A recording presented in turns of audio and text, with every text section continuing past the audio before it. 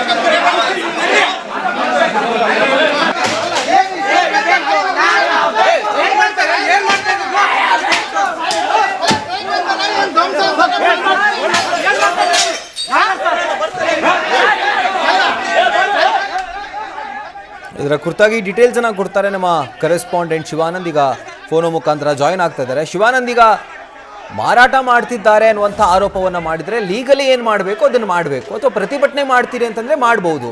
But college ಒಳಗಡೆ ನುಗ್ಗಿ ಕಾಲೇಜಿನ ಆಸ್ತಿ ಪಾಸ್ತಿಗೆ ಹಾನಿಯನ್ನು ಉಂಟು ಮಾಡುವಂಥದ್ದು ಎಷ್ಟು ಸರಿ ಅಂತ?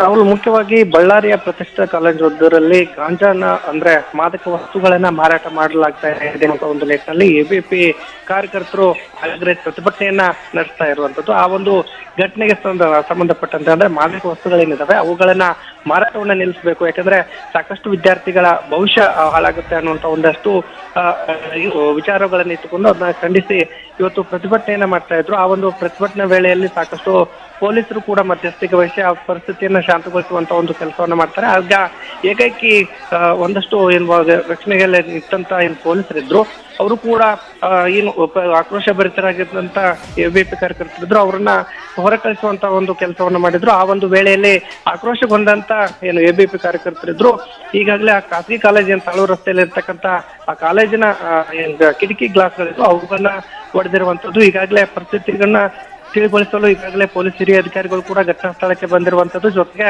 ಈಗಾಗಲೇ ಒಂದಷ್ಟು ವಿಡಿಯೋಗಳು ಕೂಡ ಸಾಮಾಜಿಕ ಜಾಲತಾಣದಲ್ಲಿ ವೈರಲ್ ಆಗ್ತಿರುವಂತದ್ದು. ಯಾಕಂದ್ರೆ ವಿದ್ಯಾರ್ಥಿಗಳು ಸ್ಮೋಕ್ ಮಾಡ್ತಾ ಇದ್ದಾರೆ ಅನ್ನುವಂತ ಒಂದಷ್ಟು ಅದಕ್ಕೆ ಅನುಮಾನಕ್ಕೆ ಎಡೆ ಮಾಡಿಕೊಡುವಂತ ಒಂದು ನಿಟ್ಟಿನಲ್ಲಿ ಸಾಮಾಜಿಕ ಜಾಲತಾಣದಲ್ಲಿ ಕೂಡ ಈಗ ವಿಡಿಯೋಗಳು ಕೂಡ ವೈರಲ್ ಆಗ್ತಾ ಇರುವಂತದ್ದು. ಜೊತೆಗೆ ಆ ಒಂದು ಘಟನೆಯನ್ನ ಇಟ್ಕೊಂಡ್ರೆ ಈಗ ಎಬಿಪಿ ಕಾರ್ಯಕರ್ತರು ಕೂಡ ಸಾಕಷ್ಟು ಪ್ರಮಾಣದಲ್ಲಿ ಆಕ್ರೋಶವನ್ನ ಹೊರಹಾಕುವಂತ ಒಂದು ಕೆಲಸವನ್ನ ಮಾಡಿದ್ರು. ಈ ವೇಳೆಯಲ್ಲಿ ಶತಾಯಗತಾಯವಾಗಿ ಏನು ಈ ಒಂದು ಯಾರು ಆ ಒಂದು ಕಾಲೇಜಿನಿಗೆ ಅಥವಾ ಮಾದಕ ವಸ್ತುಗಳನ್ನ ಕೊಡ್ತಾ ಇದ್ದಾರೆ ಅವ್ರನ್ನ ತಕ್ಷಣವೇ ಬಂಧಿಸಬೇಕು ಅನ್ನುವಂತ ಒಂದು ನಿಟ್ಟಿನಲ್ಲಿ ಒತ್ತಾಯವನ್ನು ಕೂಡ ಮಾಡಿರುವಂತದ್ದು.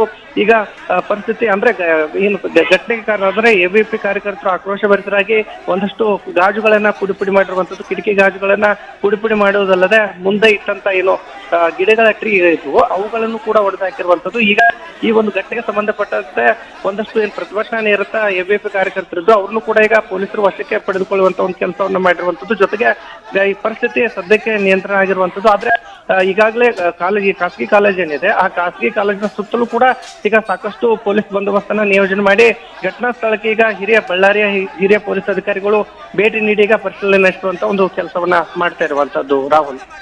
Right Shivanand, thank you ಡೀಟೇಲ್ಸ್ಗೆ.